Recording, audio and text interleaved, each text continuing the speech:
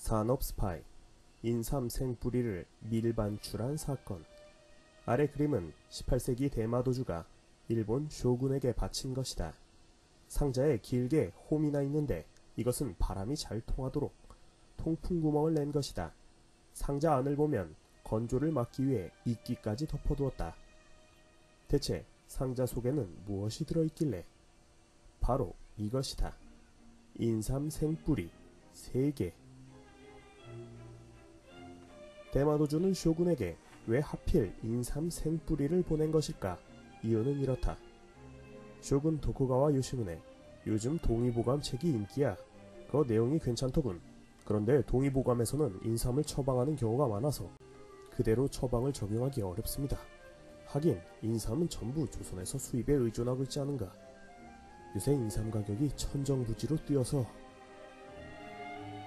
인삼을 구하기 위해 몸을 파는 처녀들까지 생길 정도라 합니다. 그렇다면 그걸 우리도 키워보는 게 어떤가? 밀반입 말씀이시군요. 당장 대마도주에게 연락을 하라. 알겠습니다. 당시 일본은 이렇게 인삼 재배에 필요한 인삼 생근을 가져오려는 계획을 세웠다. 그리하여 인삼 생뿌리를 손에 넣기 위한 프로젝트 팀이 결성되고 대마도에 명을 내려 조사단을 대마도 상인으로 가장시켜 외관으로 파견했다. 외관에 파견된 조사관은 기록에서 이렇게 적고 있다. 이번에 막부로부터 조선에 가서 여러가지 동물과 식물을 조사하려는 명을 받았다. 조선에 갈 때 그림을 그리는 전문가도 같이 가야 했다. 당시 외관에 파견된 일본 조사단들은 굉장히 치밀했으니 그들이 조선 땅에서 조사한 동식물들은 하나하나 세밀하게 그림으로 그려졌다. 이 조사 기록에는 함경도 꽃뱀에서 거제도 고슴도치까지 총 178종의 동식물들을 그렸다. 오미자, 모과, 원앙, 암컷과 수컷,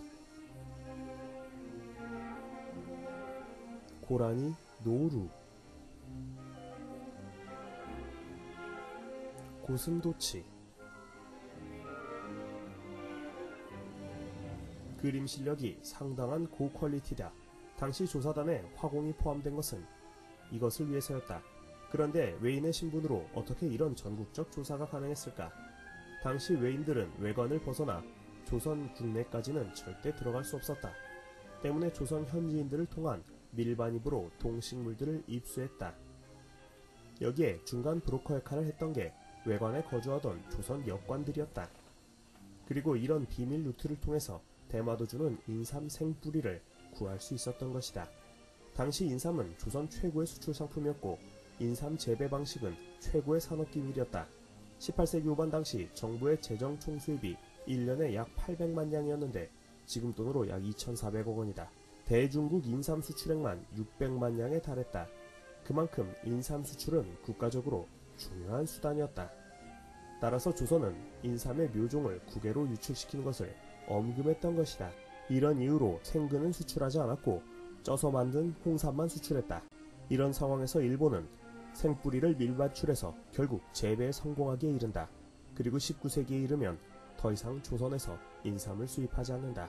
조선의 기밀서적 일본에서 출판되고 있다. 외관을 통해 일본이 조선의 기술을 가져간 예는 또 있다. 대표적인 것이 도자기였다. 아래는 일본이 외관에 보낸 도자기 주문서이다. 당시 일본은 이렇게 만들어 달라면서 주문서에는 꼭 그림을 그려 넣었다. 외란 이후 일본은 많은 도공들을 일본으로 끌고 갔지만 그래도 부족하다고 생각했는지 조선에 따로 주문을 넣어 도자기를 조달하곤 했던 것이다. 그리고 그렇게 도자기를 만들 때마다 일본 장인들도 참가하게 하여 도자기 제법을 습득했다. 외관은 상인들만 출입하는 곳인데 왜 도공은 여기까지 왔어? 아, 주문된 물건이 잘 만들어지고 있는지 확인 좀 해보라고 해서 왔으문이다. 아, 그렇지. 이런 일은 도공이 확인해야 더 정확한 법이니까. 그리고는 향상된 도자기 제작수를 바탕으로 17세기 이후 일본의 도자기는 네덜란드를 통해 서양 곳곳으로 팔려나가기 시작한다. 겉에를 싼 우키우의 이면지와 함께 그뿐만 아니다. 통신사를 수행해 일본을 다녀온 사신단은 사인길에서 놀라운 소식을 전한다. 해사록, 징비록, 간양록과 같은 조선의 기밀 서적들이 고스란히 일본에서 모두 대놓고 출판되어 판매되고 있더라는 것이다. 예를 들면 내가 A를 욕하는 일기를 썼는데 A가 그 일기를 읽고 있었던 것이다. 그렇게 기밀 문서를 유출했던 것은 당연히 외관에 거주하던 역관들이었다. 즉 임진왜란 이후 17에서 18세기 조선의 주요한 정보가 새어나가고 있던 그곳은 바로 부산 외관이었다. 특히 유성룡이 집필한 징비록은 외란이 있기 직전부터 끝날 때까지의 전원과 원인을 기록한 소중한 자료로 조선 조정이 일본으로의 유출을 엄금시킨 기밀 서적이었다. 하지만 이 책 또한 국내에 발행한 지 얼마 되지 않아 일본으로 건너가 절찬리의 서점에서 판매되었던 것이다. 현지에 상관이 없으니 당할 수밖에 없다.